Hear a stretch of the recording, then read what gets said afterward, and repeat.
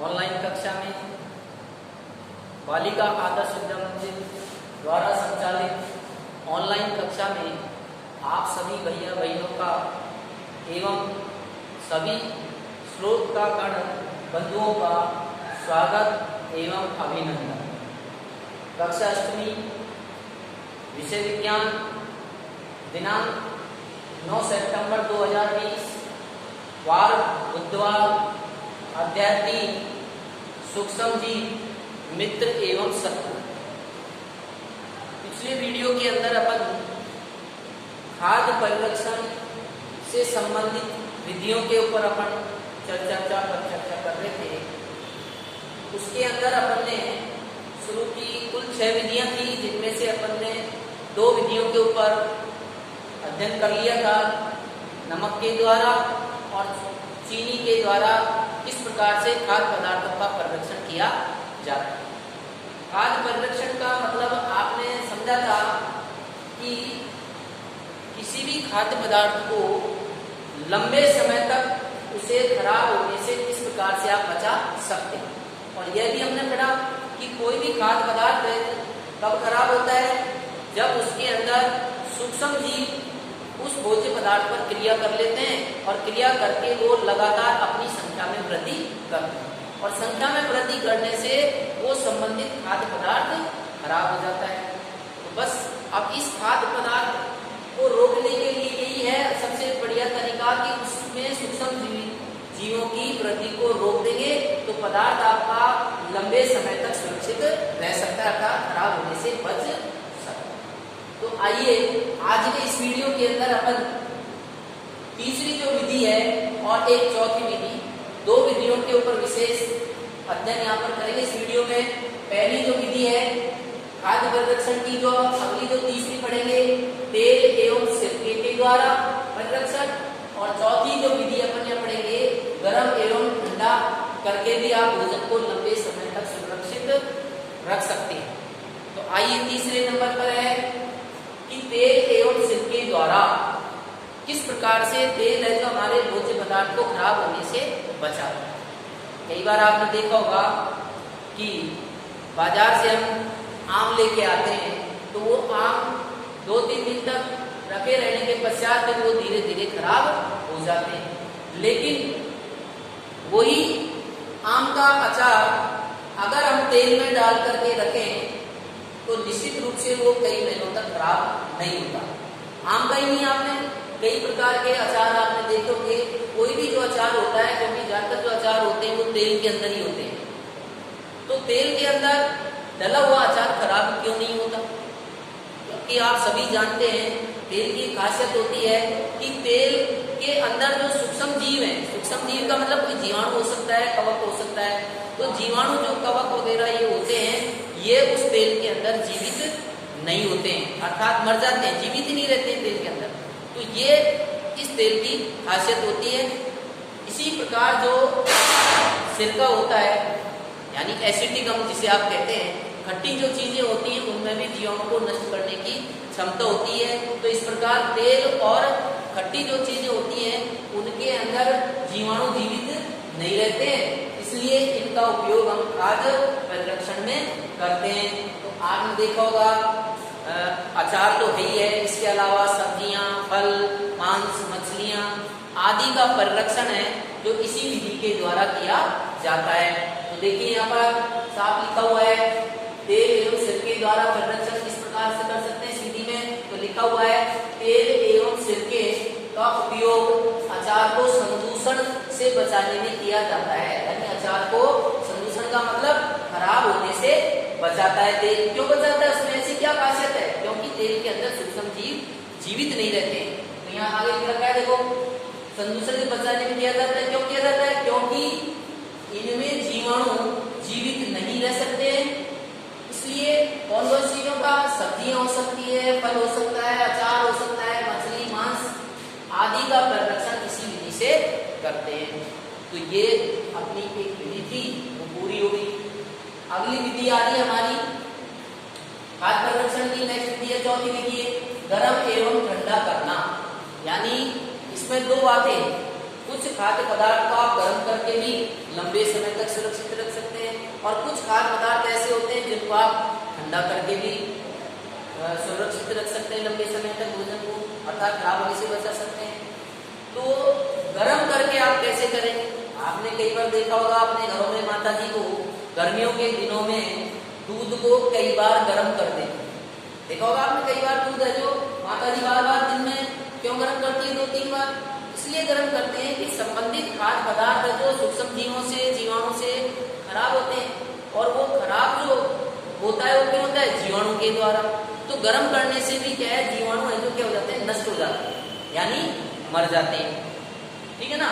इसी प्रकार से दूसरी बात यहाँ चर्चा की है कि साहब ठंडा करके भी, आपने अपने घरों में देखा होगा रेफ्रिजरेटर हो सकता है, बड़े बड़े कोल्ड स्टोरेज हो सकते हैं, उनके अंदर भी क्या होता है, आप सबको पता है ठंडा करने से क्या होता है, क्योंकि अति निम्न ताप पर, अति निम्न ताप का मतलब है 0 डिग्री सेल्सियस से नीचे टेम्परेचर पर।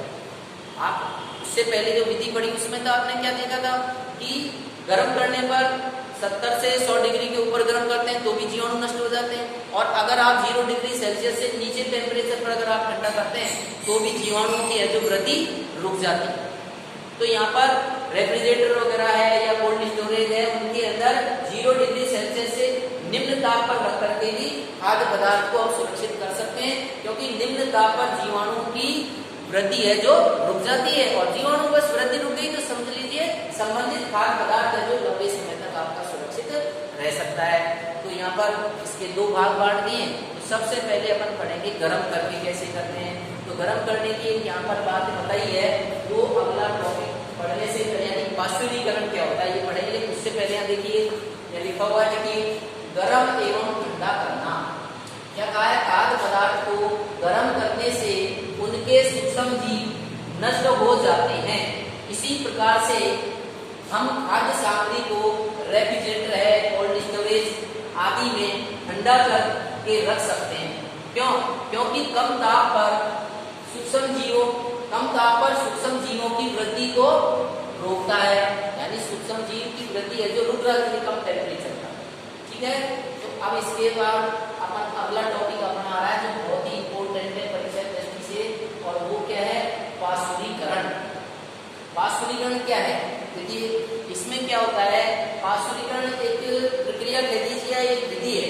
इसमें संबंधित जो अपना दूध वगैरह है, लिक्विड पदार्थ जो होते हैं, तो इस प्रक्रिया के अंदर क्या करते हैं कि संबंधित जो दूध होता है उस दूध को अपन लगभग कितना 70 डिग्री सेल्सियस पर, कितने टेम्परेचर पर गर्म करते हैं? 70 डिग्री सेल्सियस टेम्परेचर पर, और उसको कितने समय के लिए? यानी 15 से 30 सेकंड के बीच आप उसको गर्म करेंगे। कितने टेम्परेचर पर गर्म करेंगे दूध को? 70 डिग्री सेल्सियस पर, और कितने समय के लिए? 15 से 30 सेकंड के समय के बीच में आप क्या करिए? उसको गर्म कर दीजिए, वो उबाल लीजिए। तो इस प्रकार करने से क्या होगा? वहां पर सूक्ष्म जीव है जो नष्ट हो जाएंगे। क्या हो जाएंगे? सूक्ष्म जीव है जो नष्ट हो जाते हैं। तो इस प्रकार आप देखेंगे उसको फिर कोई भी डब्बा है या थैली के अंदर जब आप बंद करेंगे तो उसको ठंडा कर लेंगे। लेकिन ठंडा करने की बात क्या है? उसको एकाएक का मतलब उसको बहुत जल्दी शीघ्रता से, यानी अचानक उसको यदि धीरे धीरे ठंडा करते रहेंगे, बहुत जल्दी से उसको आप ठंडा कर दें जिससे उसमें जीवाणु क्रिया नहीं करेंगे, और फिर उसको आप थैलियों में बंद कर देंगे। तो इस प्रक्रिया को, जो विधि को जो आप अपनाते हैं, संबंधित खाद्य पदार्थ को, दूध को अपनी थैली या पन्नियों में पैक करने से पहले उसको अपन क्या करेंगे? संबंधित खाद्य पदार्थ को 70 डिग्री सेल्सियस पर लगभग 15 से 30 सेकंड के बीच आप उसको गर्म करेंगे, और गर्म करने पर उसको एकाएक क्या कर लेंगे? ठंडा कर लेंगे, और ठंडा करके फिर उसको थैलियों में पैक कर देंगे। इससे क्या है? सूक्ष्म जीव है जो नष्ट हो जाते हैं, अर्थात उनकी जीवों की वृद्धि है जो रुक जाती है। तो ये प्रक्रिया क्या कहलाएगी? पाश्चराइजेशन कहलाएगी। तो वह प्रक्रिया जिसमें संबंधित दूध को थैलियों में भरने से पहले अपन क्या करेंगे? 70 डिग्री सेल्सियस से 15 सेकंड के बीच आप उसको गर्म करेंगे, गर्म करके उसको एकाएक ठंडा कर लिया जाता है। जिस प्रकार की प्रक्रिया को हम पाश्चुरीकरण कहते हैं। देखो लिख रखा है, वह प्रक्रिया जिसमें दूध को 70 डिग्री सेल्सियस ताप पर 15 से 30 सेकंड के लिए गर्म करते हैं, फिर उसे एकाएक ठंडा कर उसका भंडारण कर लेते हैं। जो भी थैली में डिब्बे में पैक करेंगे आप उसमें, पास्चुरीकरण कहलाता है। ऐसा करने से, ऐसा क्यों किया? क्योंकि ऐसा करने से सूक्ष्म जीवों की वृद्धि रुक जाती है, और सूक्ष्म जीवों की वृद्धि रुक जाएगी तो संबंधित खाद्य पदार्थ आपका खराब होने से बच जाता है। तो कई बार आपने देखा होगा कि डब्बों के अंदर, या आप जो बाजार से दूध लाते हैं, जो थैली है उसके अंदर दूध लाते हैं, वो संदूषित क्यों नहीं होता? क्योंकि वो दूध है जो उस थैली में भरने से पहले इस पास्चुरीकृत है, वो इस प्रक्रिया, इस विधि के द्वारा उसको गर्म किया गया 70 डिग्री सेल्सियस पर।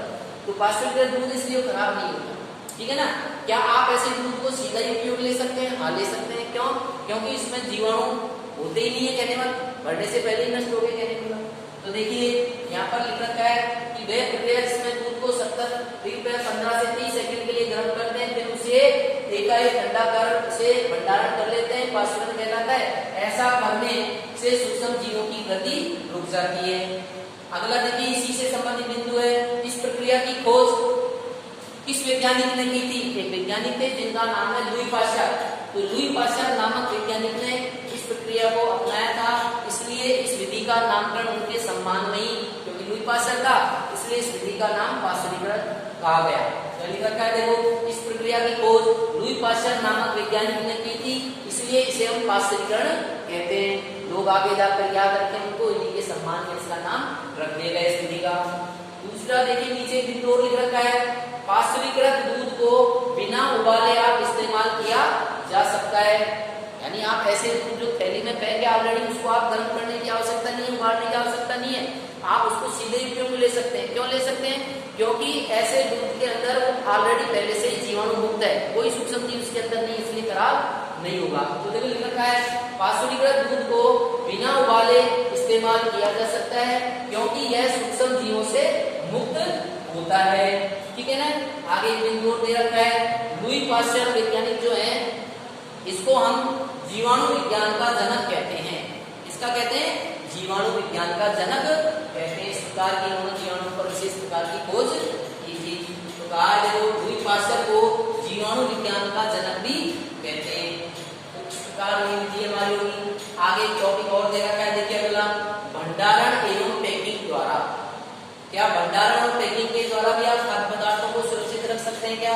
हाँ, रख सकते हैं। आजकल आपने देखेंगे जो भी ड्राई फ्रूट्स आते हैं वो भी सीधे ही सील पैक आते हैं पन्नियों के अंदर, ठीक है ना। इसी प्रकार कुछ सब्जियां हो सकती हैं, तो ये वायु रोधी डिब्बे या पैकेटों अंदर उनको पैक कर दी जाती है। देखो लिख रखा है, आजकल मेवे तथा सब्जियां भी वायु रोधी सील किए गए पैकेटों में बेचे जाते हैं, जिससे सूक्ष्म जीवों से सुरक्षा होती है। आपने कई ऐसे ड्राई फ्रूट्स के पैकेट हैं, खाद्य सामग्री संबंधित पैकिंग वगैरह आप देखते हैं, उनके अंदर साफ पैकिंग डेट लिखी होती है कि संबंधित पैकेट डेट कितनी है और इसको कितने माह के लिए सुरक्षित आप इसको काम में ले सकते हैं, फिर एक्सपायरी डेट के बाद आप काम में नहीं ले सकते हैं। तो उनके ऊपर लिखी हुई रहती है संबंधित पैकिंग के ऊपर कि फला डेट को ये पैकिंग की गई है, ठीक है। तो इस प्रकार आज के वीडियो के अंदर अपन ने खाद्य संरक्षण की ये दो विधियों के बारे में ज्ञान प्राप्त किया। तीसरी तेल एवं सिरके के द्वारा संरक्षण, और चौथी अपन ने पढ़ी किस प्रकार हम पास्चुराइजेशन क्रिया के द्वारा गर्म करके और ठंडा करके किसमें, रेफ्रिजरेटर के अंदर, ठीक है ना। इस प्रकार की ये दो विधियों के बारे में हमने अध्ययन किया है। शेष आगे की जो दो विधियां और है खाद्य संरक्षण की, उनकी अपन चर्चा है जो अगले वीडियो के अंदर करेंगे। अभी आज की इस वीडियो में आपने क्या सीखा, आपने कितना ग्रहण किया, तो आप अपना स्वयं मूल्यांकन करेंगे गृह कार्य की दृष्टि से। आप मूल्यांकन कर लीजिए अपना।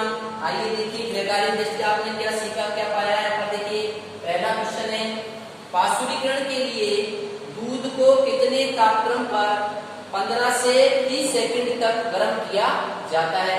अभी यहाँ पर आया था, मैंने देखा था दूध को 70 डिग्री सेल्सियस पर, कितनी डिग्री पर, 70 डिग्री सेल्सियस पर आप उसको उबालेंगे यानी गर्म करेंगे।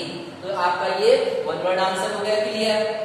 दूसरा देखिए, पास्चुरीकृत दूध को बिना उबाले इस्तेमाल क्यों कर सकते हैं, क्यों कर सकते हैं, साफ लिखा है, ये लिख रखा बिना उबाले इस्तेमाल क्यों किया जाए, ऐसे आप लिख देंगे इसका आंसर मिल जाएगा, क्योंकि यह सूक्ष्म जीवों से मुक्त होता है। तो दूसरे का आंसर क्या होगा, यह सूक्ष्म जीवों से ऑलरेडी मुक्त होता है पहले से, इसलिए आप काम में ले सकते हैं। ये दूसरा क्लियर। नेक्स्ट क्वेश्चन तीसरा देखिए, पास्चुरीकरण प्रक्रिया की खोज किसने की थी, यानी पास्चुरीकरण की खोज किसने की थी, आप बताएंगे ये देखो लिखा था पाश्चुराइज दूध को ये इससे ऊपर वाले टॉपिक देखिए इस प्रक्रिया की खोज लुई पाश्चर नामक वैज्ञानिक ने की थी। यहाँ देखिए यहाँ से यहाँ तक आंसर है, आप लिख सकते हैं लुई पाश्चर नामक वैज्ञानिक ने इसकी खोज की थी। चौथा प्रश्न देखिए पाश्चुरीकरण किसे कहते हैं, तो साफ लिखा हुआ है देखिए पाश्चुरीकरण के हेडिंग में लो, वह प्रक्रिया जिसमें दूध को 70 डिग्री सेल्सियस पर 15 से 30 सेकंड के लिए गर्म करते हैं, फिर उसे एकाएक ठंडा कर उसका भंडारण थैलियों में कर लेते हैं, तो इस प्रकार की प्रक्रिया विधि को हम पाश्चुरीकरण कहते हैं। यहाँ से यहाँ तक आप इसका आंसर हो जाएगा। अथवा में और लिखा हुआ इसी प्रश्न को अगर इस रूप में पूछ ले कि थैलियों में आने वाला दूध संदूषित क्यों नहीं होता, इसलिए नहीं होता क्योंकि वो दूध है जो ऑलरेडी पहले से ही पाश्चुरीकृत होता है अर्थात जीवाणु मुक्त होता है। तो इसका भी जवाब आपको इसी में मिल जाएगा, दोनों का आंसर एक ही है, इसका और इसका आंसर एक ही है।